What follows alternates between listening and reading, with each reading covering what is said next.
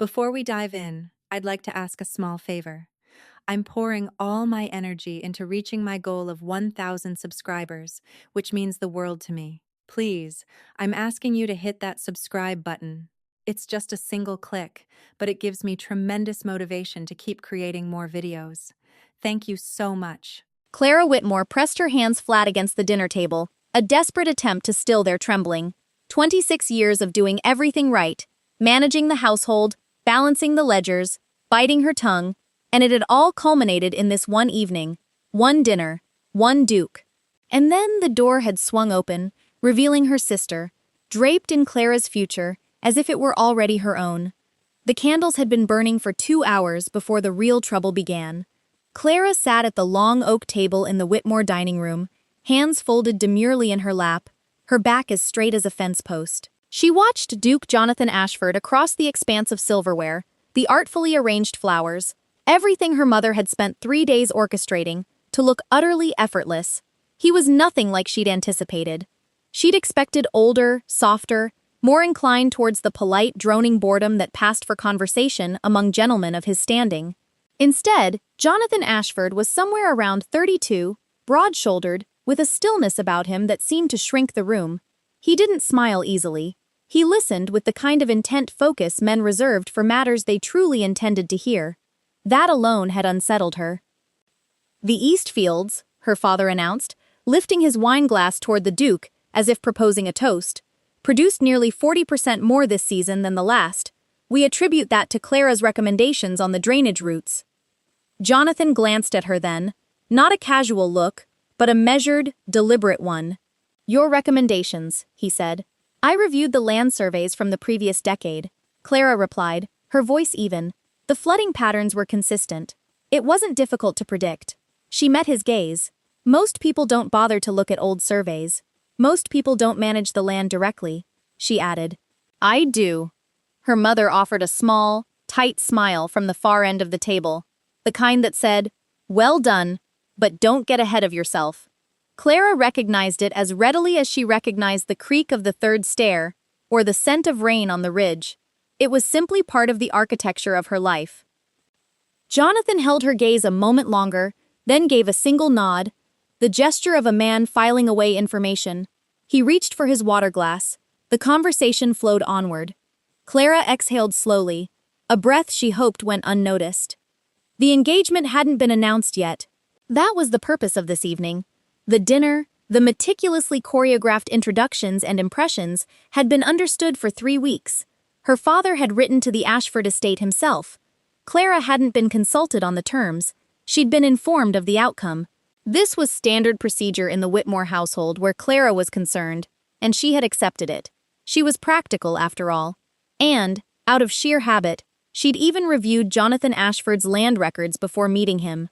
What she'd discovered had made her think that perhaps this wasn't the worst arrangement in the state of Virginia. She hadn't mentioned it to anyone. It hadn't seemed relevant. "Miss Whitmore," Jonathan said, and she realized he was addressing her directly, not the table at large. "Your father tells me you also handle the household accounts." "I do all of them," she confirmed. "Every line. My father has strong opinions about grain prices and a limited tolerance for arithmetic. It seemed a reasonable division of labor." A flicker moved at the corner of his mouth, not quite a smile, but something adjacent to one. "Reasonable," he repeated. "I find most problems are, once you look at them directly."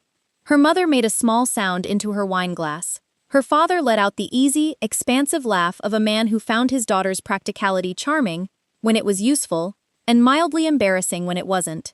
Clara kept her eyes on Jonathan. He was watching her with the same attention she'd given the land surveys, without judgment, simply trying to understand the shape of what lay before him. She wondered what shape he was finding. The evening was going well. That was what she told herself, quietly, privately. In the corner of her mind she kept separate from the performance of the dinner. It was going well. He wasn't dismissive. He wasn't condescending. He asked questions that required actual answers, and he listened to the answers she gave. She wasn't foolish enough to call it warmth, but it was something. It was a beginning. And then the front door opened. Clara heard it before anyone at the table reacted. The distinctive click of the latch. The brief rush of summer air, followed by the pause. the pause of someone waiting to be noticed before making an entrance. She knew that pause. She had grown up in its wake. Her mother rose from her chair so quickly the silverware rattled. "Vivien," she breathed. Vivien Whitmore was 22 years old and had never in her life walked into a room without commanding it. She stood in the doorway of the dining room, clad in a traveling dress the color of deep water. Her dark hair was loose around her shoulders, styled in a way that should have looked careless but instead appeared deliberate, the precise effect she had spent years perfecting. She was beautiful, like a lit match, brief, complete, and with a specific potential for damage. "Mama," she said, opening her arms. "Don't scold me." The coach was dreadful, and I couldn't bear to wait another day. She had been in Charleston. She was supposed to be in Charleston for another 2 weeks.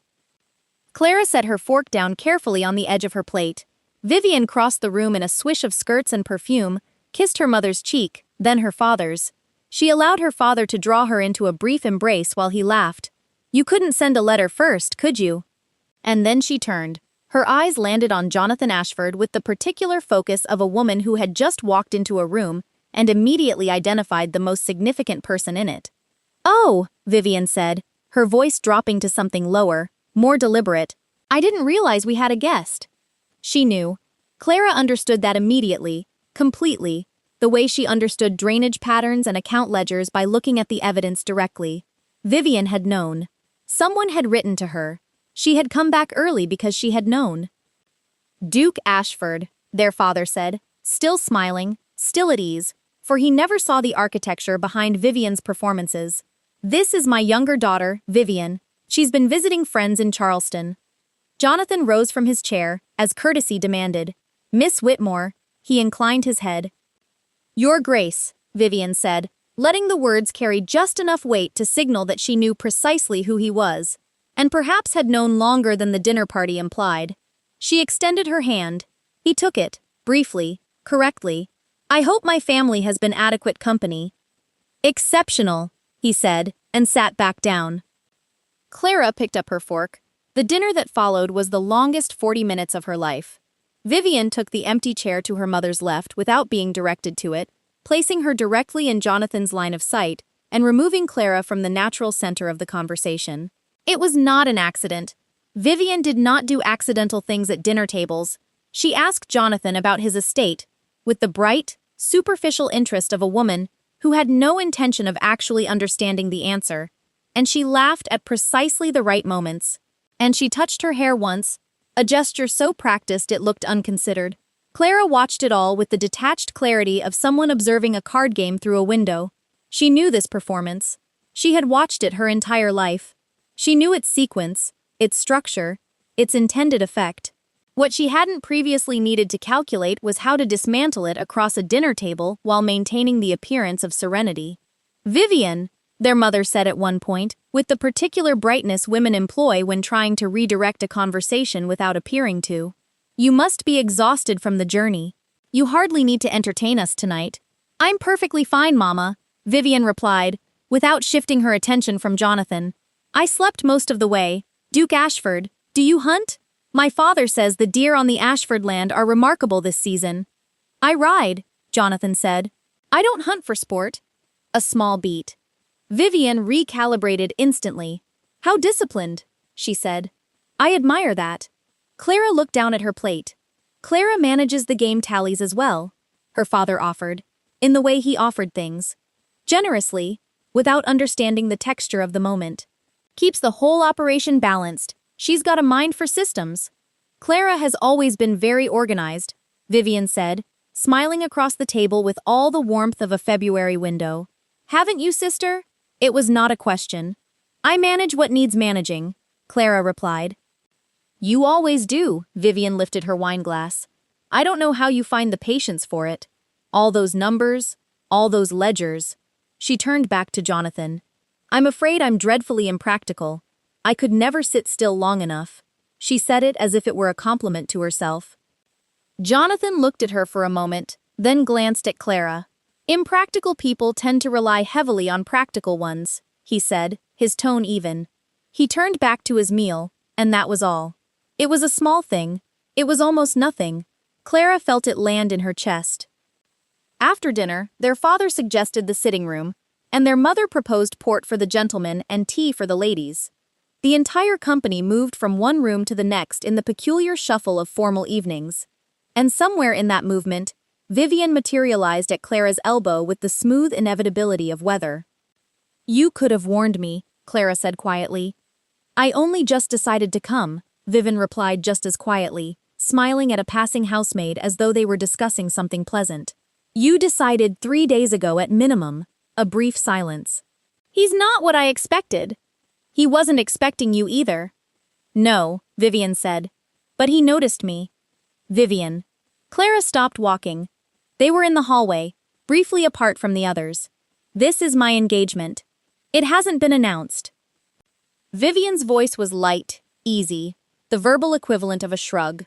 "Nothing is settled. Papa said so in his letter. Papa writes you everything." "Because I ask," she tilted her head. "You never ask, Clara. You just assume things will unfold in the order they were arranged. But arrangements change." She paused. "You know that as well as I do." Clara looked at her sister. 22 years old and already fluent in every language of destruction that polite society permitted. She had never hated Vivien. She wasn't sure she was capable of hating her. But there were moments, this being among them, where she understood with stark clarity the cost of being the one who remained still, while Vivien moved through every room like fire through dry grass. "Don't," Clara said. It wasn't a threat. She didn't possess Vivien's gift for threats disguised as pleasantries. It was something more honest than that, almost a request, a line drawn in the only tone she knew how to use, which was the plain one. Vivien considered her for a moment. Something shifted behind her eyes. Not guilt, not quite, but some older, more complicated thing that neither of them had ever found words for. "I'm just having dinner," she said. "That's all." She walked ahead into the sitting room. Clara stood alone in the hallway for a moment. Her hand braced against the wall, her breathing quiet and controlled. Through the open door, she could hear her father's laugh, her mother's careful social cadences, Vivien's voice already threading itself into the fabric of the room, and beneath it all, the lower, more measured sound of Jonathan Ashford responding to something. Not expansively, not with the easy compliance of a man being charmed, but with the specific brevity of a man who was listening for something real and not finding it. She straightened. She smoothed the front of her dress. She walked into the room. Jonathan was standing near the window, a glass of port in one hand, watching the room in the way she had noticed. He watched things not passively, but actively, the way you watched something you were still deciding about. Vivien was beside the fireplace, saying something to Clara's mother, laughing at her own words. Her father was deep in conversation with the estate solicitor, who had accompanied Jonathan and had been the quietest man at dinner. Clara crossed the room and stood beside Jonathan. Neither of them spoke for a moment. "Your sister arrived very quickly for someone who wasn't expected," he said finally without looking at her. "She has good instincts for timing," Clara said. "Is that what you call it?" "It's one word for it." He looked at her then. Up close in the softer light of the sitting room, he looked less like an institution and more like a person tired around the eyes, with the specific kind of tiredness that came not from lack of sleep, but from a long time spent watching people perform for him and finding it exhausting. "The drainage survey?" he said. "How long did the analysis take you?" She blinked. Of all the things she had expected him to say, that was not among them. 3 weeks, she said. "I had to cross-reference 4 decades of rainfall records against the land elevation maps. Do you have the documentation?" "I keep everything documented." He nodded once, looking back at the room. Vivien had moved to the center of it, now demonstrating something with her hands. Some story from Charleston, vivid and performative, drawing the eyes of everyone in the space. She was luminous in that way.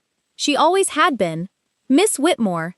Jonathan said, "Yes, I want to look at the Eastfield documentation before I leave tomorrow." He paused. "If that's agreeable." Clara held his gaze. "I'll have it ready at 8, she said. He looked at her for one moment longer. Then he turned back to the window and lifted his glass and said nothing further. Across the room, Vivien's laughter rose and filled the air and turned every head. Clara stood where she was, still quiet, present. She had learned long ago that the loudest thing in the room was not always the most important one. She was only just beginning to wonder whether he already knew that too. The morning came in hot and still, the way Virginia summers always did without apology. Clara was at her desk by 7:30. The Eastfield documentation spread before her in neat stacks. Each page ordered by year, each notation made in her own hand. She had not slept well. She had not expected to. Vivien's presence in the house had a way of making the air feel occupied, even in rooms she wasn't standing in. And Clara had lain awake for 2 hours, listening to the sound of the house settling around her, and thinking about the look on Jonathan Ashford's face when he'd asked for the documentation. Not the look he'd given Vivien, the other one, the one he'd turned on Clara when no one else was watching. She told herself it meant nothing yet. She was practical enough for that. At 5 minutes before 8, she heard boots on the stairs. She straightened, folded her hands on top of the first page, breathed once deliberately. When Jonathan appeared in the doorway of the study, looking like a man who had also not slept particularly well, and had decided not to let it matter. His jacket was plain working clothes rather than formal wear, and he carried nothing in his hands. He looked at the stacks of documentation on her desk, then at her, and nodded once in the way she was beginning to recognize as his version of a greeting. "You organize these by year," he said, "and by field section within each year," she said. The drainage issue didn't present uniformly. The northeast quarter showed stress indicators 3 seasons before the rest. He crossed the room and stood at the edge of the desk looking down at the pages.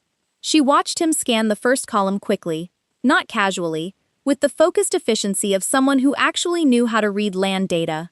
"You mapped the elevation change yourself?" he asked. "I borrowed the surveying equipment from Mr. Harland at the adjacent property. He was kind enough to show me the process." He looked up. "You taught yourself to survey land." "I taught myself what I needed to know," she said.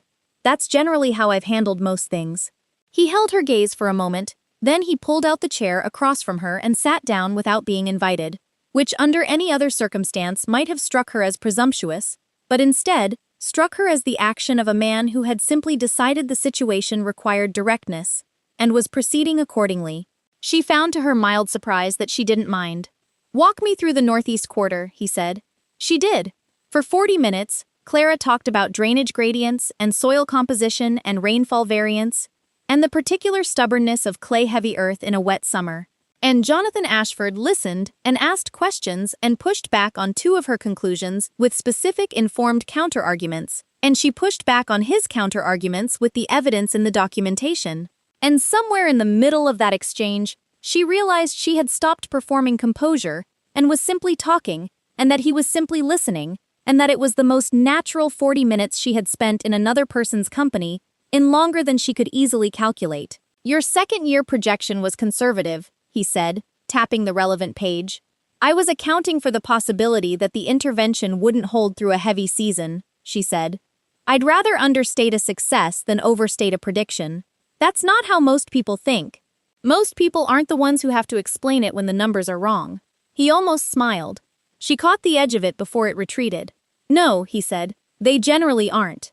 The door to the study opened. Vivien stood in the frame in a morning dress the color of cream. Her hair already arranged her expression, carrying the particular brightness of someone who had risen early enough to be prepared for exactly what she'd found. Her eyes moved from Jonathan to Clara to the papers between them, and something in her face shifted, not dramatically. Vivien was never dramatic, where subtlety would serve better, but it shifted.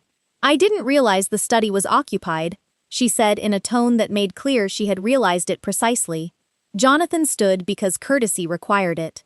"Miss Vivien, I was only coming to find Clara," Vivien said, stepping into the room without waiting for an invitation. "Mama wants to know if you'll join us for breakfast. Your Grace cook has made something rather special. We're in the middle of something," Clara said. "The papers will keep," Vivien said pleasantly, looking at Jonathan. "Surely a man can't spend his entire morning over ledgers, even if they are very impressive ledgers." She paused on that last word just long enough to let it carry a flavor of something that was not quite condescension, but was its nearest polite neighbor. Jonathan looked at Clara.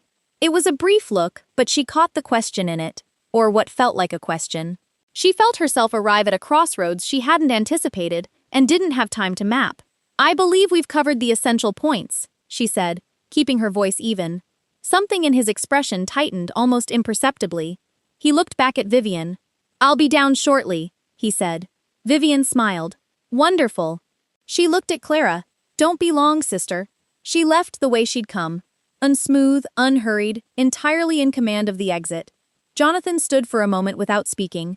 Then he looked down at the papers on the desk and said, "The southeast quadrant. I'd like to discuss it this afternoon if you're willing." "I'm willing," Clara said. He nodded. Left. Clara sat alone in the study for a moment, her hands flat on the documentation, the warmth of the morning pressing in from all sides, and thought very carefully about what it meant that she was willing, and what it meant that he had asked, and what Vivien was going to do with the next 8 hours. She already knew the answer to the last one. That was the problem. Breakfast was the performance Clara had expected, built around Vivien's ability to make a morning meal feel like an event. She had seated herself beside Jonathan before anyone else had arranged themselves, and was now conducting a kind of effortless social orchestration that their mother watched with visible pleasure and their father watched with uncomplicated pride, neither of them seeing the mechanism behind the grace. "You must tell me about the Ashford estate," Vivien was saying, leaning slightly forward across the table in a way that suggested genuine fascination. "I imagine it's magnificent. I've heard the grounds are extraordinary. The grounds require significant work." Jonathan said he was eating with the focused economy of a man who did not particularly enjoy being watched. "The east wing needs structural repair. 2 of the drainage channels are failing. The orchard hasn't been managed correctly in 3 seasons. "A beat!" "Oh," Vivien said. She recalibrated quickly smoothly. "Well, I'm sure it has wonderful bones. It has considerable debt," Jonathan said without particular inflection. Clara looked up from her plate. Vivien laughed a small bright sound that served as punctuation when she didn't know what else to do. "How wonderfully honest." "I find honesty more efficient than the alternative," he said, and his gaze moved briefly to Clara across the table. Not long, not pointed, just a flicker of acknowledgement that landed like a hand pressed briefly to her shoulder. She looked back down at her plate before her mother could notice. After breakfast, her mother drew Vivien into a discussion of the garden, and her father disappeared to the stables, and Jonathan was claimed by his solicitor for a conversation about something that involved a great deal of quiet, rapid speech, and the production of several documents from a leather case. Clara took the opportunity to slip out to the back porch, where the heat settled over her like a second skin, and she could breathe without calculating how it looked. She stood there for perhaps 10 minutes before she heard the door behind her. She turned, expecting her mother. It was Vivien. "Mama doesn't need me," Vivien said, moving to stand beside her at the porch rail. "She just wanted to separate us." A pause. "She's been doing that since we were children. She had good reasons," Clara said. "She always does." Vivien was quiet for a moment. The heat pressed down on them both equally. "He's not like I thought he'd be. You said that last night. I mean it differently now." Vivien's voice had shifted not into performance, into something less practiced, and therefore more dangerous. "He looks at you like you're a problem he's trying to solve. That's not a compliment from him. It might be." She turned to look at Clara directly. "He's not charmed by me. You've had less than 24 hours. I know when a man is charmed by me, Clara." Her voice was flat, not wounded. Vivien did not do wounded. Not openly, but flat in the way of someone reporting an observed fact. "He isn't. He's polite. He's courteous. But he isn't." She stopped. "He keeps looking for you when I'm talking." The silence that followed had weight. Clara kept her gaze on the middle distance on nothing in particular, and kept her breathing even, and her face arranged into the expression she'd learned over 26 years of being the steady one, the practical one, the one who did not react. "Vivien," she said finally, "what do you want from this?" Her sister was quiet for a long moment. When she spoke, her voice was quieter than Clara was accustomed to hearing it. "I don't entirely know," she said. "I came because I thought I came, because I wanted to see what all the fuss was about." Papa's letters made him sound she paused, very significant. "He is significant. I know that now." Another pause.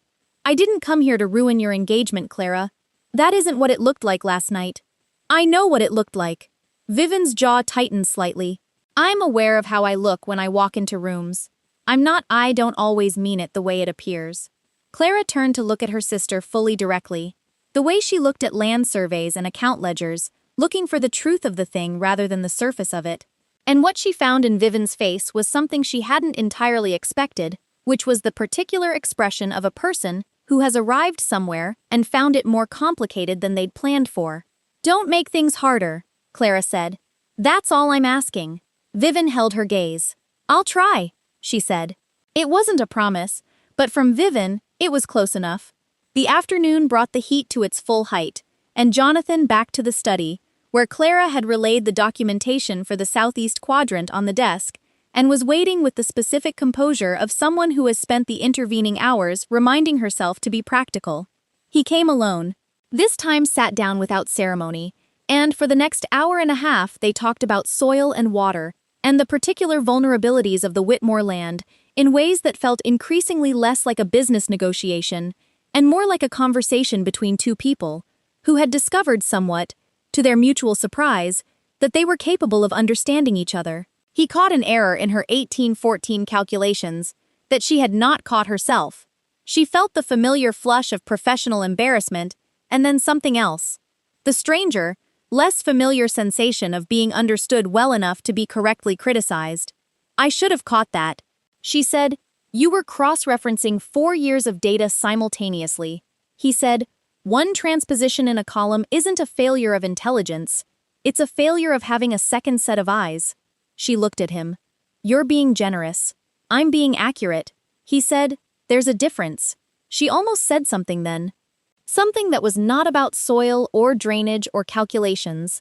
Something that lived closer to the complicated center of what was actually happening between them in that room. But before she could form the words, the door opened again. And this time it was not Vivien. It was their father. And behind him was a man she recognized with a drop of cold clarity, Mr. Silas Croft, the family's land agent. He had managed the Whitmore property accounts for 11 years, and he was the only person in the household whose numbers had never fully agreed with Clara's, no matter how many times she recalculated. There you both are, her father said with his uncomplicated expansiveness.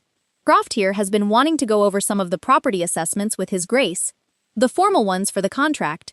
He turned to Jonathan with the easy smile of a man who trusted his systems completely. Croft's been our man for more than a decade, knows every acre of this land. Croft smiled at Jonathan with the particular warmth of a man who was professionally warm. He was somewhere near 50, neatly dressed, carrying a leather folder under his arm. He glanced at Clara with the brief, politely dismissive acknowledgement he had given her for 11 years, which was the acknowledgement of a man who considered her management of the household accounts to be a harmless hobby. Miss Whitmore, he said, I can take it from here. Clara did not move from her chair. The documentation we've been reviewing, she said, keeping her voice even, pertains directly to the land assessments. I'm sure it does, Croft said in the tone of a man humoring a child. But the formal valuations come from my office. Miss Whitmore, he set the leather folder on the edge of the desk with a deliberateness that was its own kind of statement. I've prepared a full assessment for His Grace. Jonathan looked from Croft to Clara.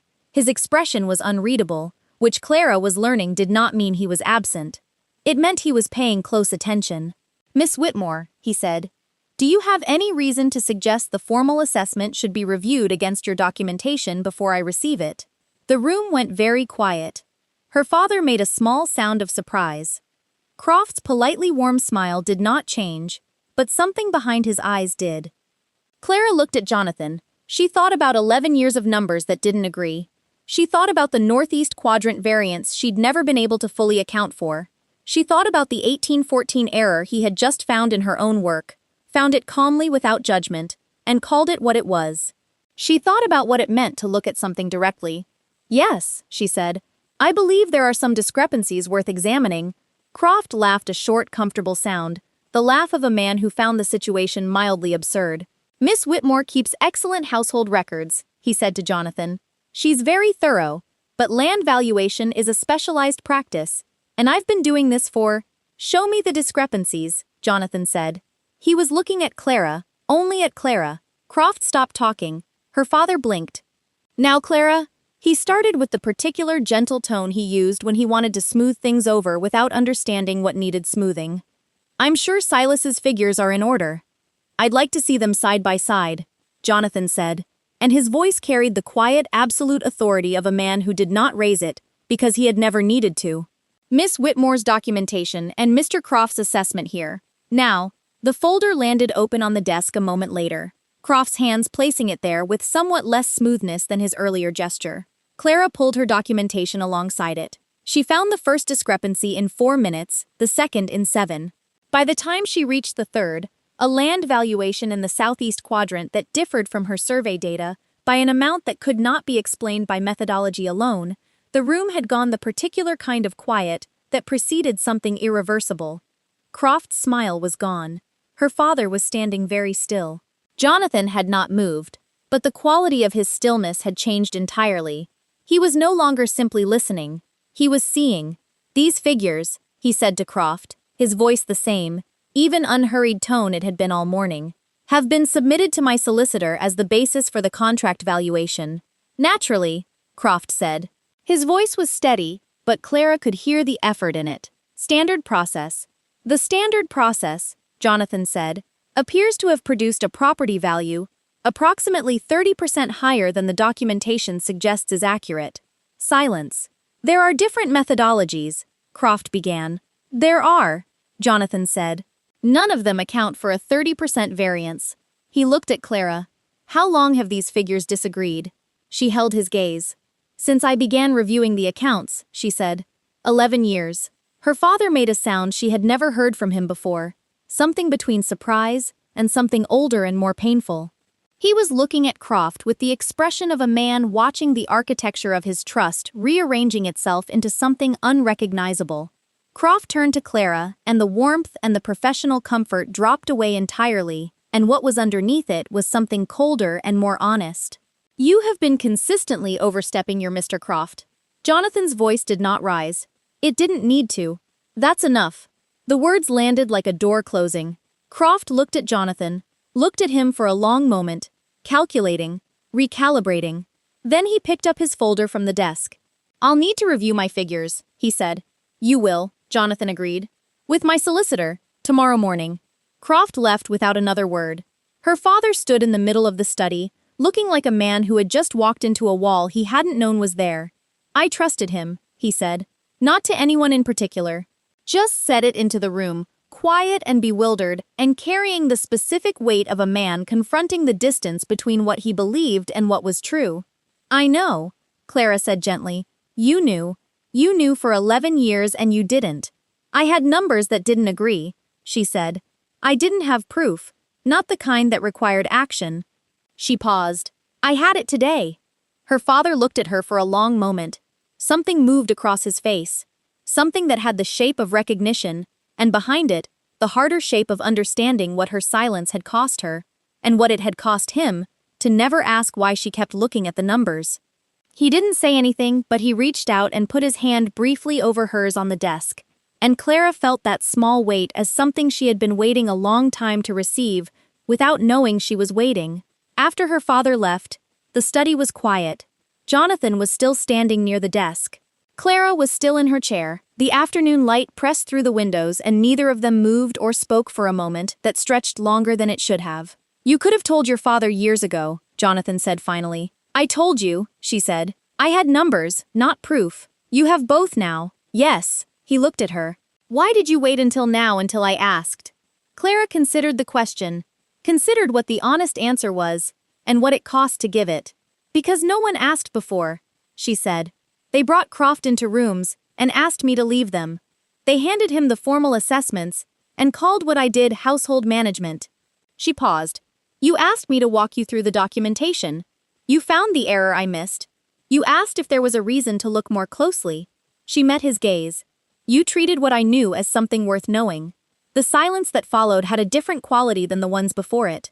Jonathan looked at her for a long moment, and in his face was something that was not performance and not courtesy, and not the measured blankness of a man deciding about an arrangement.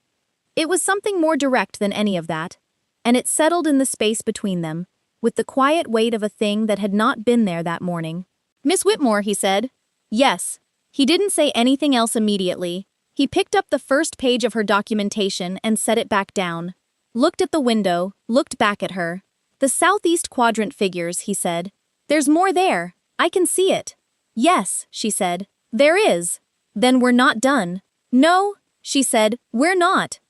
Outside somewhere in the house, she could hear Vivien's voice carrying up from the parlor, bright practiced filling the afternoon air with the particular music of her presence, and Clara sat in the study with the evidence spread before her, and Jonathan Ashford standing across the desk, and she thought that perhaps this was what it felt like when the ground finally held under your feet.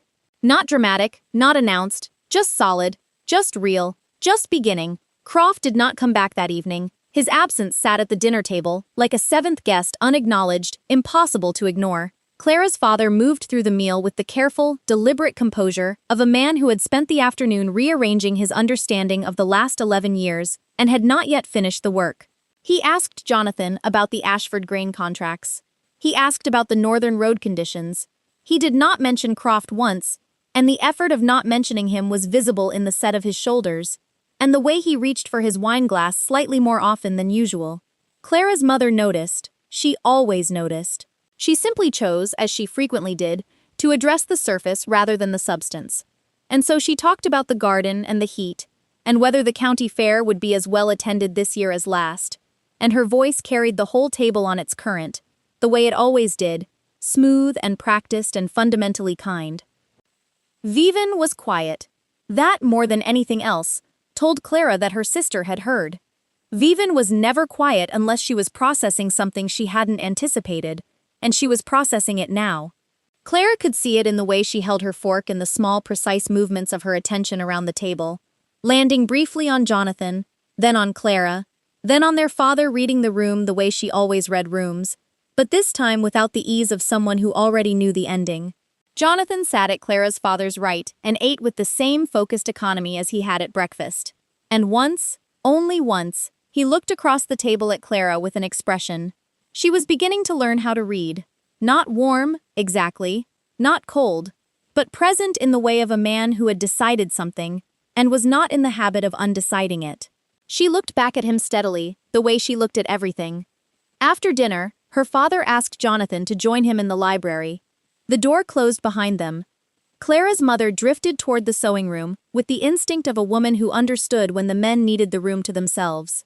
That left Clara in the hallway with Vivien and the particular charged silence that had been building between them since morning.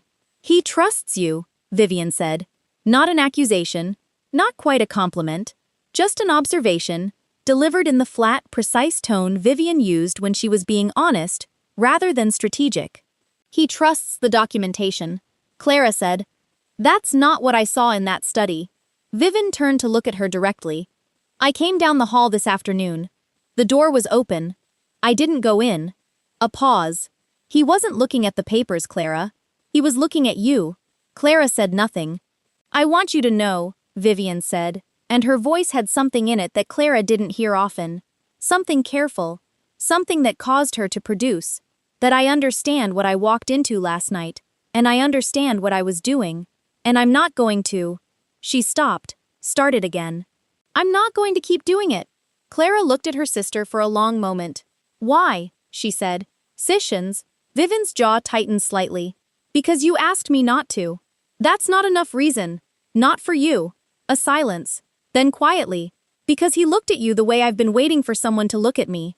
She said it without drama, without ornament, the way you said something that was simply and entirely true. And I'm not going to take that from you. Clara felt something shift in her chest. Not dissolve, because 26 years of complicated sisterhood did not dissolve over a dinner table, but shift. Move. Make a small grudging amount of room. "Thank you," she said. Vivien nodded once, looked away. "Don't make it sentimental," she said in her normal voice, and walked toward the stairs. Clara stood alone in the hallway and breathed. The library door opened before she'd fully composed herself.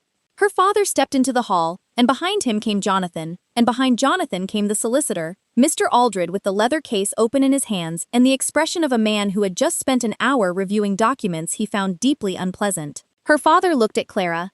"Aldred needs the 1812 and 1813 documentation. He said the originals." "I have them," she said. "Now, if you don't mind." She went to the study, retrieved the 2 folios from the second drawer, where they had lived for 11 years untouched by anyone but her. She brought them back to the hall and placed them in Aldred's hands and watched him look at the first page and then look at her, with an expression that was reassessing something. "These are meticulous," he said. "Yes," she said. He looked at the second page. How long have you maintained records at this level of detail? Since I was 15, she said. My father needed help with the accounts. I was the one available. Aldred looked at Jonathan. Something passed between them that Clara couldn't entirely read, and then Jonathan said, Aldred will need the evening with these. Of course, she said. Aldred took the folios and moved toward the library. Her father followed, pausing to press her shoulder briefly, as he passed the second time in one day, which was more than the previous 5 years combined. And then she was standing in the hall again with Jonathan, and the house was quiet around them, and the night had come in fully through the windows. You're not going to ask what they found, he said. I already know what they found, she said. I've known for years. I just didn't have anyone to show. He studied her. That must have been a particular kind of lonely. The word landed differently than she expected. Not lonely like an accusation. Lonely like a man who understood the specific texture of the thing he was describing. Yes, she said after a moment. It was. He looked at her for one more beat. Then, I'm sorry it took this long for someone to ask. She held that carefully, the way you held something fragile and unexpected, and didn't say anything, because there was nothing to say that wouldn't diminish it. He nodded, said good night, walked toward the stairs. Clara stood in the empty hall with the folios gone and the evidence finally in the right hands, and something warm and complicated and entirely unplanned settling quietly into the center of her chest. The next morning arrived with the weight of consequence. Aldred was in the library before 8, which Clara knew because she heard him arrive, and because she had already been in the study for an hour, reviewing the southeast quadrant figures for the third time, not because she doubted them, but because movement was the only thing that kept her steady. Her father joined Aldred at 8. At 9 o'clock, she heard a third voice crafts and then the sound of the library door closing firmly. She stayed in the study. At 9, Vivien appeared with 2 cups of tea and sat one on Clara's desk without comment, and sat in the chair across from her and drank from hers in silence, which was for Vivien a profound act of companionship. Do you think he'll admit it? Vivien asked finally. No, Clara said. Not directly. He'll find a way to make it look like an error. Can he? The numbers make it difficult. Clara set down her pen. But men like Croft have been making numbers look like errors for a long time. They're practiced at it. Vivien was quiet for a moment. And if he walks out of that library with Papa convinced it was a mistake in methodology, then I produce the 1809 records, Clara said, which I haven't shown anyone yet. Vivien stared at her. You've been holding something back. I needed to know if Aldred could be trusted before I gave him everything. And now Jonathan chose him. Clara said, That's enough for me. Something moved across Vivien's face. Respect, possibly, or the particular expression of someone recalibrating an assessment they had held for a long time. She looked at Clara the way Clara had looked at her the night before, fully directly looking for the truth of the thing. I've been underestimating you, Vivien said. For years. I know, Clara said. I'm sorry for that. I know that too. The library door opened at 10 minutes 10, and the sound that came down the hall was not a good sound. It was the specific sound of a conversation that had arrived at something irreversible. Voices clipped and close and carrying the particular tension of men who had stopped being polite because the situation had moved past the reach of politeness. Clara was on her feet before she'd consciously decided to move. She reached the library doorway to find her father standing behind his desk with his hands flat on the surface and an expression she had never seen on him. Not anger exactly, something older and colder. The expression of a man who had discovered that his trust had been a resource someone else had been drawing from without permission. Croft was standing near the window, his folder closed under his arm, his face composed with the specific composure of a managing the distance between what he'd done and what he was willing to acknowledge. Aldred was at the side table with Clara's folios open before him, and several additional documents she didn't recognize spread alongside them, and Jonathan was standing at the center of the room. And when Clara appeared in the doorway, he looked at her with an expression that said simply and clearly, Good, you're here. Mr. Croft, her father said, and his voice had a quality she had not heard before, measured in the way of a man holding something in rather than releasing it, has suggested that the discrepancies in the valuations represent a methodological difference between his assessment practice and the household documentation. That is my position, Croft said. Smooth, even, practiced. The 1809 records disagree, Clara said. Every head in the room turned. Croft's composure shifted just slightly. Just enough. I haven't presented the 1809 records to Mr. Aldred yet, Clara said, walking into the room. I wanted to wait until I was confident they would be reviewed by someone qualified to understand them. She looked at Aldred. I believe you're qualified, Miss Whitmore. Croft started. The 1809 records predate your appointment as land agent, she said. She was looking at him now directly with the same attention she gave everything she needed to understand. They were maintained by Mr. Harlan before you took the position. They show the baseline property valuations before any of your assessments were applied. She paused. The differential between Mr. Harlan's baseline and your first formal assessment is not a methodological difference. It's a number, and numbers don't have methodologies. Silence. Where are these records? Aldred asked. In the study, Clara said. I'll retrieve them. She turned to leave. Croft's voice came after her, not loud, not threatening, but carrying the cold certainty of a man who had spent 11 years underestimating her and was recalculating the cost of that. Miss Whitmore, he said, you are a young woman with a talent for household arithmetic. You are not a land assessor. You are not a solicitor. You are not qualified to make the accusations you are implying. She stopped, did not turn immediately, let the words settle in the room, and let everyone feel the weight of them before she addressed them. Then she turned. You're right, she said. I'm not a solicitor. I'm not a land assessor. She kept her voice level, her hands still, her gaze on him without flinching. I'm the person who has been looking at your numbers for 11 years, and finding things that don't add up, and writing them down, and dating them, and saving the documentation, because I knew that one day someone qualified would ask. She paused. Today someone qualified asked, I'm going to get the records now. She walked out. Behind her, she heard her father say something in a voice too low to decipher. She heard Croft begin a response. She heard Jonathan's voice cut across it brief and absolute, and then she was in the study with her hands on the 1809 folio, and her heart moving at a pace she was carefully not acknowledging. And she breathed once, twice, 3 times, and walked back down the hall. She laid the folio open on the library desk beside Aldred's documents.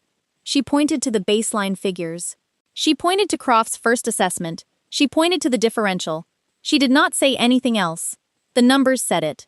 Aldred looked at the page for a long time. Then he looked up at Jonathan. Then he said very quietly, I'll need to file a formal review. Croft said, This is Mr. Croft. Jonathan, one more time, same quiet, absolute authority. Don't. Croft went silent. Her father came around the desk and stood beside Clara and looked at the open folio and was quiet for a moment. How long? He said not to Croft, to Clara. How long did you know? I suspected within the first year, she said. I was certain within 3. I didn't have the baseline comparator until I found Mr. Harlan's original records in the attic 2 years ago. She paused. I've been waiting for the right moment. Her father closed his eyes briefly. When he opened them, they were bright in a way she had not seen before. He was a man who loved his children easily and understood them imperfectly, and in that moment he was looking at his older daughter with the specific expression of someone finally seeing the full shape of a person they had been looking at their whole life without entirely seeing. Clara, he said. It's all right, Papa. She said it wasn't entirely, but it would be. She knew that with the same certainty, she knew soil gradients and rainfall variance. The truth was in the numbers, and the numbers were on the desk, and the right people were finally reading them. Croft left the library 20 minutes later with Aldred beside him, and the specific posture of a man being escorted rather than departing. Her father walked them to the door. Clara heard the sound of it closing. Not slammed, just closed firmly with finality. She was still in the library when Jonathan came back in. She was standing at the window because she needed to stand somewhere, and the window was there. She heard him cross the room behind her. He stopped a few feet away, which was the distance of a man who understood that some moments needed space. It's going to be a formal review, he said. Aldred will take it from here. There may be legal proceedings. I know, she said. Your father will need time to absorb this. He will, she said. He's resilient. He just needs a moment before the resilience starts. A quiet beat. Then you planned this. She turned. I didn't plan you asking, she said. I planned being ready when someone did. He looked at her. For how long? Since I was about 17, she said. And I realized that no one was going to take the numbers seriously unless they came from someone they were already predisposed to listen to. She met his gaze. So I kept them. I organized them. I made them airtight. She paused. I waited. Jonathan held her gaze and said nothing for a moment, and what was in his expression was not pity and not admiration exactly. It was something more precise and more personal than either, the look of a man who had found something he had not known he was looking for and was now understanding its shape. Miss Whitmore, he said. Yes, I came to this house to arrange a contract, he said. I'm aware that isn't a romantic way to begin a conversation. Her breath caught. She kept her face still. I came expecting someone manageable, he continued. Someone competent, I hoped. Someone who wouldn't make things difficult. He paused.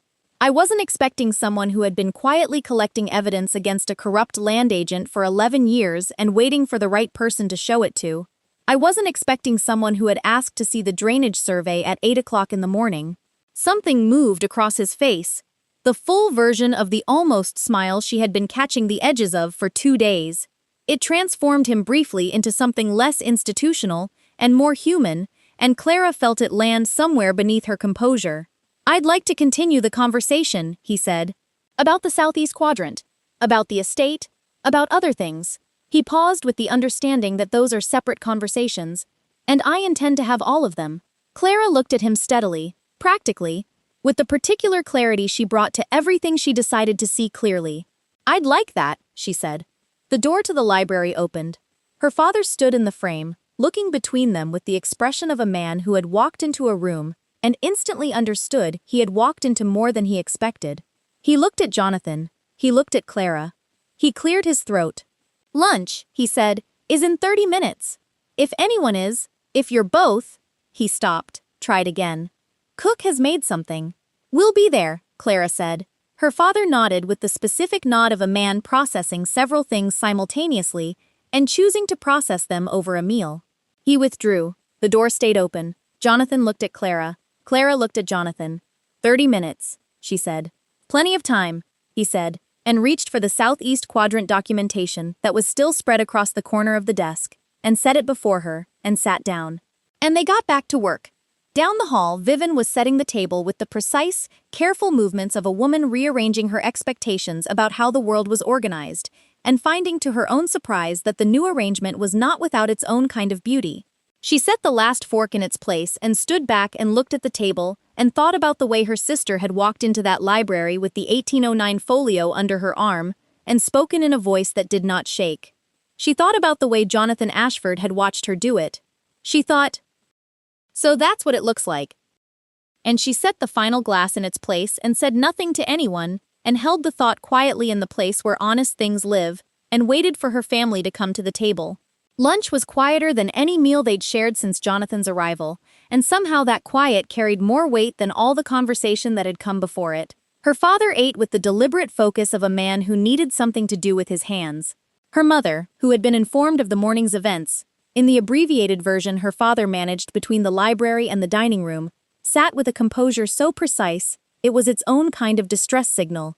The composure of a woman who was holding a great deal very carefully, and intended to hold it until she was alone. Vivien ate without performing, which was, Clara had come to understand in the last 24 hours, Vivien's version of respect. Jonathan was steady. He was always steady. Clara was beginning to think it wasn't a performance or a discipline. It was simply the natural condition of a man who had learned early that the room took its temperature from whoever held still the longest. Halfway through the meal, her father set down his fork and said, I owe you an apology, Clara. The table went still. Papa, she started. No, he shook his head. 11 years, you brought me questions about the accounts twice, at least that I can remember clearly, and I told you Croft was thorough. I told you the discrepancies were likely your inexperience. He paused. You were 15 the first time. You were right, and I sent you back to the household ledgers. Clara looked at her father, at the tiredness around his eyes, and the particular grief of a man who had just found out that the person he'd consistently underestimated had been protecting him the entire time. You trusted someone you'd known for years, she said. That's not a failing. It is when I had better evidence sitting at my own dinner table. Jonathan said nothing.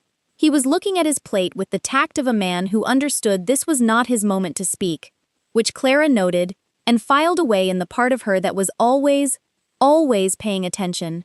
Her mother reached across and touched her father's hand. He turned it over and held hers, and the table absorbed that small gesture and moved on. The afternoon changed the shape of everything. Aldred returned at 2 with a second man, younger, sharper looking, carrying a different leather case, who was introduced as Mr. Pierce, a county land examiner. They went directly to the library with her father, and Clara was asked, for the first time in her memory, to join them. Not as a courtesy, not as a gesture. Her father pulled the chair beside his own out from the table and said, "Sit." And she sat. And for the next 3 hours, she was the primary voice in the room, explaining her documentation to men who were writing things down and nodding in the specific way of people who understood the implications. Jonathan was not in the room. He had quietly removed himself after lunch, which Clara understood without needing to discuss it. This needed to be her family's reckoning, not something he managed for them. He had set the process in motion. The rest belonged to them. She walked Pierce through every year from 1809 to the present. She answered his questions without editorializing. She let the numbers do the work she'd always known they were capable of doing, given the right audience. At 4:30, Pierce closed his notebook and said, "Miss Whitmore, this documentation is among the most thorough private land record-keeping I've encountered in 12 years of examination work." Her father made a sound beside her that was not quite a word. "Thank you," she said. "You understood at 15 that something was wrong." "I understood the numbers didn't agree," she said. "I understood it was possible I was missing something, so I kept documenting until I was certain I wasn't." Pierce looked at her for a moment. Then he looked at her father. "You have a significant legal matter ahead of you," he said to him, "but you also have the evidence to pursue it properly. That's not a given in most cases. You're in this position because your daughter kept records that most trained professionals wouldn't have thought to maintain." Her father looked at Clara. He didn't say anything. He didn't need to. His face said everything he had never said in 11 years, and was now saying all at once, quietly and completely, in the way of a man whose understanding had finally caught up to the truth. Clara pressed her hand briefly over his on the table. He turned his palm up and held it. She allowed herself, privately, to feel that. They emerged from the library as the heat of the day was finally grudgingly beginning to release. Aldred and Pierce moved toward the guest rooms to review their notes before dinner. Her father went to find her mother. Clara stood in the hall with the specific exhaustion of someone who has carried something heavy for a very long time and has just, for the first time, set it down. "You look like you could sleep for a week." She turned. Jonathan was in the doorway of the sitting room, jacket off, sleeves rolled to the elbow, which was the most informal she had seen him, and made him look somehow more substantial rather than less. 3 hours of land examination will do that, she said. "How did it go?" "Pierce said my record-keeping was thorough." A pause. He said it in the way people say things when the actual meaning is larger than the words they're using.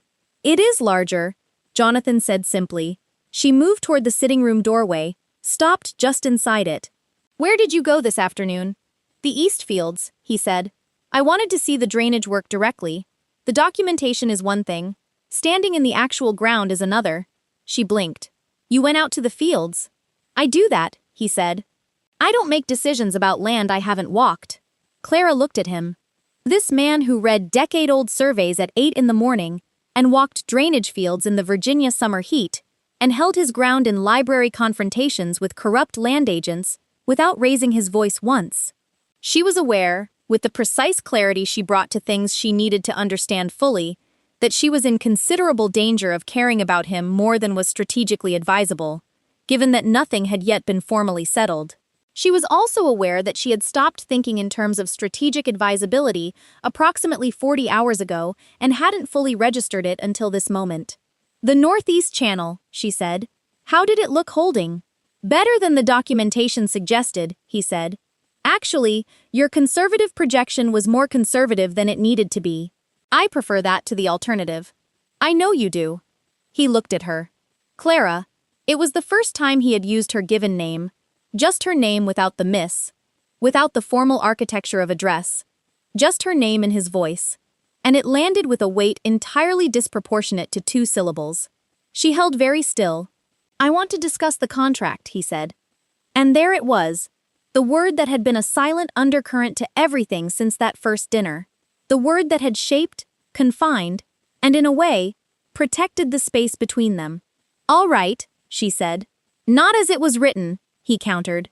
"As it Should be written. He moved further into the room, not towards her, but settling into its expanse as if preparing himself for what he was about to say. The original terms, he explained, were standard property assessments that were, as they now knew, fraudulent as the basis for the settlement.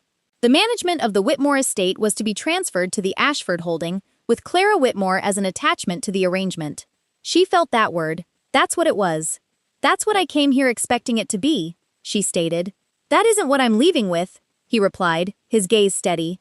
I want to rewrite the terms. The Whitmore estate remains under your direct management. Not your father's, not mine, yours. The legal designation should reflect what's actually happening, that you've been running this property successfully for over a decade, and that should be in writing. Clara stared at him. Furthermore, he continued, watching her with the same intense focus he applied to land surveys and drainage maps, to anything he deemed worthy of complete understanding.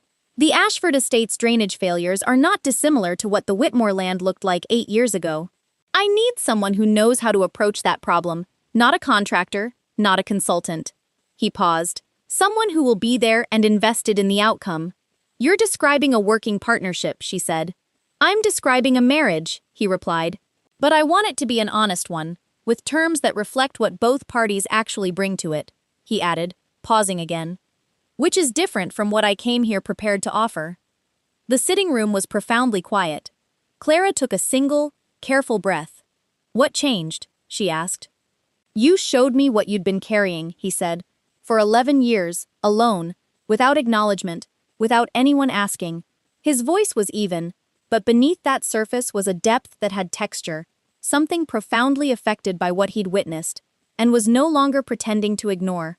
A person who does that, who maintains that kind of precision under those conditions without losing faith in the work, that's not someone you make an attachment in a contract. That's someone you build something with. She remained silent for a long moment. Then I looked at your land records before I ever met you, she said. He blinked. Before the dinner, 3 weeks before, when my father told me about the arrangement, I went to the county records office and requested the Ashford property documentation. Her voice remained level. The East Wing structural issues, the orchard mismanagement, the drainage failures, I knew about them before you walked in the door. He stared at her. I wanted to know what I was actually considering, she explained. Not what I'd been told I was considering. A beat passed, then quietly, and the problems were real, but they were solvable. The underlying land is excellent. The mismanagement was circumstantial, not structural. The bones. She paused, a hint of a smile playing on her lips. The bones are good. He looked at her for a long moment. Something shifted across his face, something beyond the near smile, beyond the measured professionalism, something she didn't yet have a precise name for, though she suspected she would. You decided before I arrived, he said. I decided the arrangement had merit, she replied carefully. I hadn't decided about you, and now she held his gaze, steady and direct, with the full attention she gave to everything she had decided to see clearly and completely. Now I've decided about you, she said. The sitting room door burst open, shattering the moment entirely. Vivien stood framed in the doorway, slightly flushed, breathing faster than usual, clutching a folded paper in one hand, with the tight grip of someone who has just received news and run the length of a hallway to deliver it. Clara, she said, you need to see this. Clara straightened. What is it? It came by Ryder 20 minutes ago. Vivien held out the paper. It's addressed to Papa, but he's with Mama and I read it. She glanced at Jonathan. I think you should both see it. Clara took the paper, unfolded it, read it once quickly, then again more slowly, as the first reading hadn't fully resolved into sense. It was a letter from a Mr. Thomas Whitfield, a property attorney in Richmond. It stated, in the dry, precise language of legal correspondence, that Silas Croft had been named in a separate fraud complaint filed 3 weeks prior by another family in the county, a complaint arising from land valuations bearing substantial similarity to the irregularities in the Whitmore accounts. They were not the only family. They were not even the first. 3 weeks ago, Jonathan said, reading over her shoulder. Before I arrived, before any of this, Clara murmured. Croft knew, Vivien added. He knew when he came here that there was already a complaint moving. He needed the Ashford contract to close before it became public. He needed the Ashford contract to close. He needed Papa to sign before anyone started asking questions. The three of them stood in the sitting room with the letter between them, and the full shape of what had been happening assembled itself around them with the terrible clarity of a thing finally understood. Croft hadn't just been skimming from the Whitmores for 11 years. He'd been running a systematic fraud across multiple properties, and the Ashford contract, the elevated valuations, the expedited assessment, had been his exit strategy. Close the contract, collect his commission on the inflated figures, and have the Ashford backing legitimize the numbers before the Richmond complaint surfaced. He had been using this engagement to launder 11 years of theft. Jonathan's expression was the particular stillness of a man in whom controlled anger and cold clarity were warring, and clarity was winning. "We need to send for Aldred," he said. "Tonight." "I'll go," Vivien said immediately, and she was gone before Clara could respond. And Clara thought, not for the first time in the last 2 days, that she had consistently underestimated her sister in ways she intended to spend more time correcting. Clara looked at Jonathan. "He was at the dinner," she said. "He sat at our table." "I know. He looked at my documentation in this house and called it household arithmetic. And he was all ready." She stopped, letting the breath out slowly. "Clara." Jonathan stepped closer. "Not much, just a few inches, enough to bridge the distance from professional to personal. You stopped him.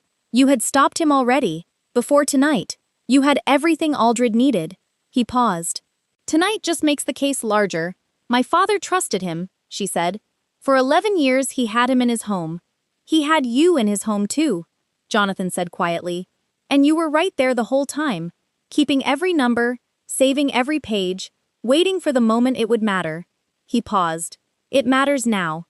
She looked at him, felt the complicated weight of the last 48 hours pressing in from all sides. The dinner, Vivien, the documentation, her father's hand over hers, and this man standing closer to her than he had before, looking at her with that particular expression she hadn't yet named. "I don't know whether to be angry or relieved," she said. "Both," he said at the same time. "That's usually how it goes when something that's been wrong for a long time finally comes right." She almost laughed, not at anything amusing, but at the specific pressure release of a moment that had been building for 11 years and was finally, irrevocably opening. Her father appeared in the doorway, the look of a man who had been found by his wife and comforted, and had arrived on the other side of the immediate grief into something harder and more resolute. "Vivien told me," he said, his gaze fixed on the letter in Clara's hand. "She told me there are others." "Yes," Clara confirmed. He crossed the room and she handed him the letter. He read it standing up, with the focused attention of a man who had decided to stop being gentle with information he didn't want to receive and start looking at it directly. When he finished, he folded it, looked at Clara, then at Jonathan. "Tell me what we do next," he said. Not to Jonathan, but to Clara. She felt that shift, the specific weight of it. Her father, who had sent her back to the household ledgers at 15, standing in his own sitting room and asking his daughter to tell him what came next. "We give Aldred the Richmond letter tonight," she said. "We give him the 1809 records and the Southeast documentation I haven't formally submitted yet. We make sure Pice knows about the other complaint before he files anything, so his report accounts for the full scope." She paused. "And tomorrow morning, before anyone else moves, we send our own letter to the county magistrate, not Aldred's letter. Ours, from this family." Her father nodded slowly. "Croft will know by morning that the Richmond complaint is connected." "He already knows," she said. "He came here because he knew. That's why he has to be moving fast." She paused. "We need to move faster." Her father straightened. She watched something settle into him. Not the easy, expansive confidence of the man who had laughed at dinner 2 nights ago, but something more solid, more serious, and more real. "Then let's get to work," he said. And for the first time in 11 years, he was saying it to her as a partner. Jonathan stepped back just slightly, the way a man makes room. His gaze met Clara's over her father's shoulder, and what was in it was not triumph, not satisfaction, but something quieter and more lasting. The look of a man who had found what he came for without knowing that was what he was looking for.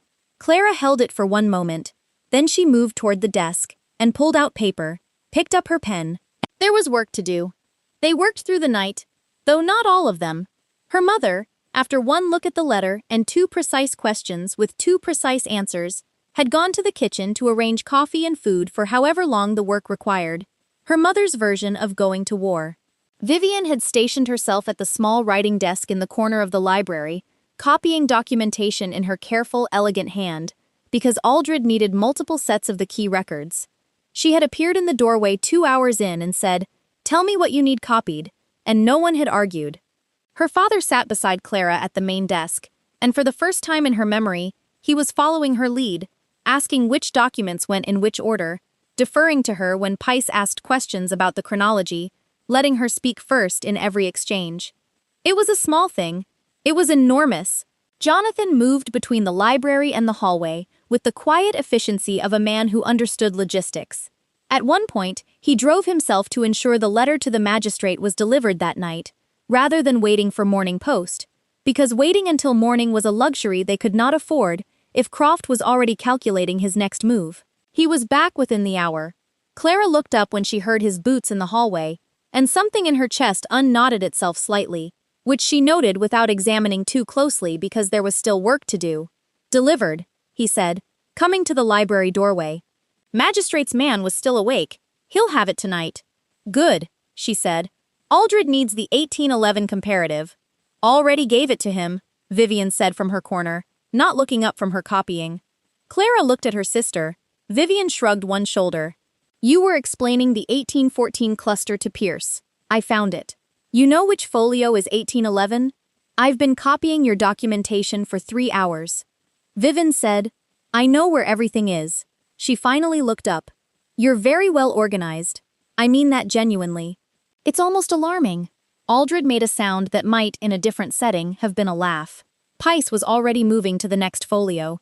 Her father pressed his hand briefly over his eyes, then straightened and reached for his coffee. They finished at 1:30 in the morning. Pice left with a case full of documentation, and the specific, purposeful stride of a man who had arrived to perform a routine examination, and was leaving with something that would define a significant portion of his professional year. Aldred stayed another 20 minutes, going over the submission sequence with Jonathan and her father, then shook Clara's hand before he left. Actually, he shook her hand the way he would shake a colleague's and said, "The record-keeping made this possible, Miss Whitmore. I want to be clear about that." She said, "Thank you," and meant it without qualification. The house settled into quiet. Her father walked her mother upstairs, his hand at the small of her back, and her mother turned at the landing and looked down at Clara with an expression that contained everything she had not said all evening, and would likely never say in words, because that was not how she was built, but which Clara received completely regardless. Vivien was the last one in the library. She was straightening the documentation into neat stacks, not because anyone had asked her to, but because she was Vivien, and she could not leave a disordered room. Clara watched her for a moment from the doorway. "You didn't have to stay," Clara said. "I know I didn't." Vivien aligned the last folio, turned. "I wanted to." She paused. "Is that allowed?" "Yes," Clara said. "That's allowed." Vivien looked at her for a moment, and in her face was something that had no performance in it at all. And just her sister, 22 years old, standing in the lamplight of their father's library after midnight, looking at Clara. The way people looked at things they were trying to memorize. "You're going to be all right," Vivien said. "You were always going to be all right. I couldn't see it before." She paused. "I could only see what you didn't have. I couldn't see what you were." Clara crossed the room and put her arms around her sister. Vivien went still for one surprised second. Then she held on briefly, tightly, with the fierceness of someone who didn't do this often, and meant it completely. They stepped apart. Neither of them mentioned it. "Go to sleep," Clara said. "You, too," Vivien said, and took the stairs.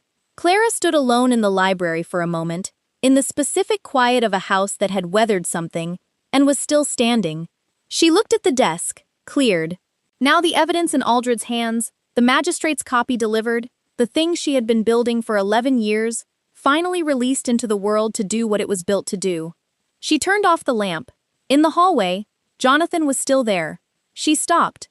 He was leaning against the wall with the specific posture of a man who has been on his feet for 8 hours and is not going to admit it, and he looked at her in the dim hall with an expression that was tired and direct, and entirely without pretense. "You should sleep," she said. "So should you," he said. "Neither of us is going to." He was right. She knew it the moment he said it. Her mind was still moving through the documentation sequences, still checking, still calculating, still looking for anything she'd missed. Sleep was hours away yet. "Come sit on the porch," she said. "The heat's broken." He followed her. They sat on the back porch in the particular stillness of a Virginia summer night. After midnight, the sound of insects, the distant movement of the horses in the paddock, the kind of dark that pressed softly rather than heavily. Neither of them spoke for several minutes, and the silence was not uncomfortable. It was the silence of two people who had been working alongside each other for most of 2 days and had stopped needing to fill the space between them. "He's going to say it was all errors," Clara said finally. "Croft, he's going to hold to the methodology defense as long as he can. He'll hold to it until the Richmond family's documentation is placed beside yours," Jonathan said. "Then it becomes a pattern. You can't defend a pattern as coincidence." Pierce understood that tonight. Pierce understood it the moment you put the 1809 baseline next to the first assessment. Jonathan said he was just making sure the record reflected what he was seeing. Clara was quiet for a moment. "How many other families do you think?" "Aldred's going to find out," Jonathan said. "That's his job now." He paused. "Whatever the number is, your documentation is the anchor. Every other family's case is going to reference what you built." That landed somewhere deep and quiet and complicated. She had built the documentation to protect her father's land. She had not built it to become the foundation of a county-wide fraud case, but that was what it was now. And she sat with the weight of that and found, when she checked, that the weight was bearable, that it was, in some way she hadn't anticipated, exactly the right weight to carry. "Jonathan," she said. He turned to look at her. "The terms you described this afternoon," she said. "The revised contract, direct management designation, the Ashford drainage work, the honest terms." She paused. "I want that in writing before you leave." He held her gaze. "I wasn't going to leave without putting it in writing." "I know," she said. "I wanted to say it out loud anyway. So it was said." "So it was said," he agreed. She looked at him in the dark and thought about what he had told her that afternoon. That he had come expecting someone manageable, and found someone who had been quietly collecting evidence for 11 years. She thought about what it meant that he had sat down across from her documentation at 8 in the morning on the second day of their acquaintance and asked her to walk him through it. She thought about the way he had said her name. Just her name. "I looked at your records," she said, "because I needed to know what I was deciding about." "You told me that." "I'm telling you again," she said, "because what I decided was yes, before the dinner, before the documentation and Croft and all of it." She paused. "I decided the arrangement had merit, and I was going to make it work. And then you walked in and asked about drainage surveys at 8 o'clock in the morning, and She stopped, and he said, "And I understood that it was going to be something different than I'd planned for," she said. "And I wasn't prepared for that, and I'm still not entirely." She met his gaze. "But I'm not sorry for it." Jonathan looked at her for a long moment. Then he reached across the space between them, slowly, deliberately, giving her every opportunity to see it coming, and took her hand and held it, and said nothing. She did not pull away. They sat like that until the first thin gray light began to separate the horizon from the sky, and neither of them slept, and neither of them minded. Morning came in with the news that Croft had attempted to leave the county. The magistrate's man arrived at 6 o'clock with a letter confirming that Croft had been stopped at the Southern Road Junction at 4 o'clock in the morning, a packed trunk in his carriage, and 2 leather cases of documents that Pierce would later confirm contained altered copies of assessments from no fewer than 6 properties. He had not gotten far. He had not expected the magistrate to have been reached the night before. He had not expected, in 11 years of careful management, that anyone would move faster than him.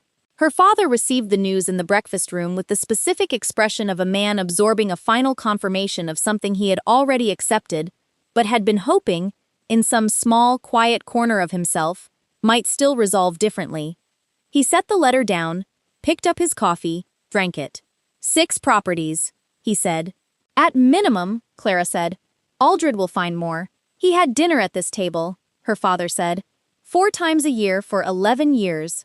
He shook his head, not in anger, but in the particular bewilderment of a man confronting the gap between the person he thought he knew and the accounting of what that person had actually been doing. "I poured him whiskey from my father's decanter." "Papa," Clara said. He looked at her. "He chose to do what he did," she said. "That's his, not yours." Her father was quiet for a moment. "Then you protected this family for 11 years without anyone asking you to, and without anyone knowing you were doing it." I protected the land, she said. It needed protecting. You protected us, he said. Don't minimize it. He paused. I'm not going to let you minimize it. She held it the way she'd held the folios for 11 years, carefully, with both hands, aware of the value. Jonathan came to breakfast having apparently slept for approximately 3 hours and looking, despite this, entirely functional, which Clara noted with the particular attention of someone who was finding out what a person was made of and filing the information carefully. He had 2 letters in his hand. He placed one before her father and one before Clara. Her father opened his, read it, looked at Jonathan. These are the revised terms. Those are the revised terms, Jonathan confirmed. He sat down, accepted coffee from the housemaid. Aldred drafted them from my notes this morning before he left. He'll need both signatures, and the county recorder will need to file the property management designation separately, but the substance is there. Her father read through the document slowly. Clara watched his face move through the language, pausing at the property management clause, pausing again at the financial autonomy provision, which Jonathan had apparently included without discussion, and which gave Clara independent authority over a specific portion of the estate accounts. This is, her father started. Accurate, Jonathan said. Her father looked at him. You're giving my daughter more legal authority over this property than I have. I'm formalizing authority she's already been exercising, Jonathan said. For 11 years without the legal designation. He looked at her father steadily. It should be in writing. It should have been in writing years ago.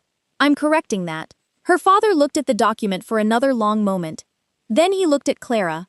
Something passed across his face. Not just the grief of the 11 years. Not just the pride, but the specific, complicated feeling of a man who understood that his daughter had been larger than the frame he'd built for her, and was only now seeing the full measure of what she'd been standing in. He picked up the pen from the table. He signed. Vivien appeared at the breakfast room doorway at that moment, still in her morning dress, her hair not yet arranged, which was so unusual an occurrence that both Clara and her father looked up. She was holding a letter of her own, not a formal document, just a folded paper. And her expression was the one Clara had seen twice in the last 2 days. The one that appeared when Vivien was processing something she hadn't anticipated. This came this morning, Vivien said, before the magistrate's letter. She held it out to Clara. It's from Mrs. Harland, the adjacent property. Clara took it, opened it, read it. Mrs. Harland was writing to inform the Whitmore family that her late husband's land agent, a different man, not Croft, but from the same Richmond brokerage, had been queried by the county examiner's office. As part of what the letter described as a broadening investigation, Mrs. Harland wanted to know if the Whitmores had experienced similar difficulties because she had kept her late husband's records and had always thought the numbers were wrong, but had never known who to bring them to. Clara set the letter on the table. She picked up her pen. She turned to a clean page of the writing paper beside her coffee cup. She began to write. Clara, her father said. Mrs. Harland kept her records. Clara replied, still writing. She just needs someone to show them to. Her father watched her for a moment, then he reached for his coffee, refilled his cup, and sat back, saying nothing more, because there was nothing left to say. This was what his daughter did. This was what she had always done. He was simply, finally, watching her do it without looking away. Across the table, Jonathan watched her too. He didn't pick up a newspaper or start a separate conversation. He simply drank his coffee and watched Clara write, with the full, unwavering attention of a man who had found the thing he hadn't known he was looking for, and was determined not to lose sight of it. Vivien slipped into the chair beside Clara. What do you need me to do? She asked. Clara glanced at her. Can you draft a note to Aldred? Let him know about the Harland connection before he files with the county this afternoon. Yes, Vivien said, pulling paper toward herself. They wrote side by side. The breakfast room filled with the quiet industry of 2 women doing necessary work, and the morning moved around them with the sense of something settling, not resolved, not finished. The legal proceedings were months away, yet the full scope of Croft's fraud was still unfolding. The Ashford drainage work hadn't even begun, but it was moving in the right direction, solidly, without the uncertainty that had shadowed everything for 11 years. At 9 o'clock, Jonathan pushed back his chair and looked at Clara. I need to leave by midday, he said. Ashford business won't wait past tomorrow. I know, she said, The contract needs your signature before I go." She looked at the second letter he had placed before her at breakfast, still sealed, still beside her coffee cup. She picked it up, broke the seal, and read it in full. Every line, the way she read everything, carefully, completely, searching for what was actually there. It was what he had described. It was more than he had described. The property management designation was written with a precision that made it clear Aldred had been given thorough instructions. The financial autonomy provision was broader than she'd expected. There was a clause she hadn't anticipated, a formal acknowledgement written into the contract's preamble of her existing contributions to the Whitmore estate, citing the land documentation by name. He had put her work into writing, in a legal document, in language that would be filed with the county recorder and would exist as a matter of public record. She looked up. He was watching her read with the quiet patience of a man who had written something carefully and was waiting to see if it was understood. "You put the documentation in the preamble," she said. "It's the reason the contract is what it is." He said simply, "It should be in the record." She held the document for a moment, felt its weight. Not the paper, which was light, but what the paper contained. 11 years of her work, finally named and acknowledged in terms that could not be revised, dismissed, or folded back into the category of household arithmetic. She picked up the pen. She signed. He exhaled just slightly, in the precise way of a man releasing something he hadn't realized he'd been holding. Her father shook Jonathan's hand. Her mother appeared in the doorway at some point, and presented him with something wrapped in cloth. Provisions for the road. Clara assumed it was her mother's way of saying, "You are welcome in this house, and we want you to know it." Jonathan accepted it with more genuine grace than most men managed, and said something quiet to her mother that Clara didn't hear, but which made her mother smile in a way that held no pretense. Vivien shook his hand briskly, looked him in the eye, and said, "Take care of her." He looked at Vivien with the expression of a man who understood the specific weight of the instruction, and said, "It goes both ways." Vivien blinked, then nodded once, short and decisive, like a woman revising an assessment and approving the revision. Clara walked him to the front of the house. They stopped at the edge of the porch. His horse was ready. Aldred's copies were in the saddlebag. The morning had moved past its earliest hours into something fuller, brighter, and already warm. "The southeast quadrant," he said. "I'll have the full analysis finished before the end of the month," she said. "Send it through Aldred. He'll bring it directly. And the Ashford drainage survey. I'll send you the records within the week." He paused. "You'll want to look at them before we discuss the intervention approach." "Obviously," she said. He almost smiled. The full version. She saw it clearly this time, and it transformed him in a way she had seen before, and was now deciding she wanted to see for a long time. "Clara," he said. "Yes. You kept 11 years of evidence in a drawer and waited for someone to ask." He paused. "I'm asking. I'm going to keep asking. Whatever you find, whatever you see, whatever the numbers say, I want to know. Don't hold anything back for the right moment. Every moment is the right moment." She felt that settle into her, the way truth settled, not dramatically, not with noise, but with the specific and permanent weight of something that had always been true and had finally been said out loud. "All right," she said. He held her gaze one moment longer, then he stepped off the porch, mounted his horse, and rode down Whitmore Drive without looking back, the way a man rode when he knew he was coming back, and the leaving was therefore only a temporary condition. Clara stood on the porch and watched until he was gone from sight. Behind her, the house was already moving, her father's voice from the library, Vivien's quick footsteps on the upper floor, her mother's quiet directions to the household staff. The ordinary sounds of a family continuing to be a family after something large had moved through it and left it changed. But standing, Clara stood at the edge of the porch for one more moment. She breathed the morning air, already warm, already carrying the specific weight of a Virginia summer pressing forward without apology. She looked at the East Fields, her fields, designated now in writing, legal, and permanent and true. She looked at the land she had surveyed and documented and defended without acknowledgement for 11 years. She thought about Mrs. Harlan's letter waiting on the breakfast table. She thought about Aldred filing with the county this afternoon. She thought about the 6 properties and the families who had kept their records and hadn't known where to bring them. She thought about a drainage survey sitting on a desk in the Ashford estate waiting for her to read it. She thought about a man who had asked to see her work at 8 o'clock in the morning and had not stopped asking since. She had spent 26 years being the steady one, the practical one, the one who kept the numbers and held the ground and did not require acknowledgement because acknowledgement was not the point.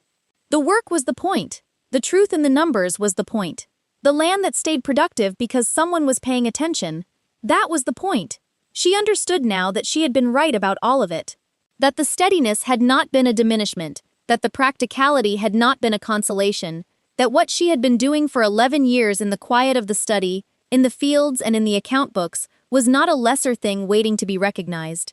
It was the thing itself, whole and sufficient, and the recognition had simply been slow to arrive. It had arrived now.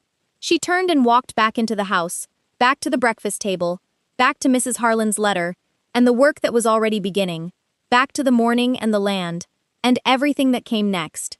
Clara Whitmore had always known her own worth. It had just taken the world a little while to catch up.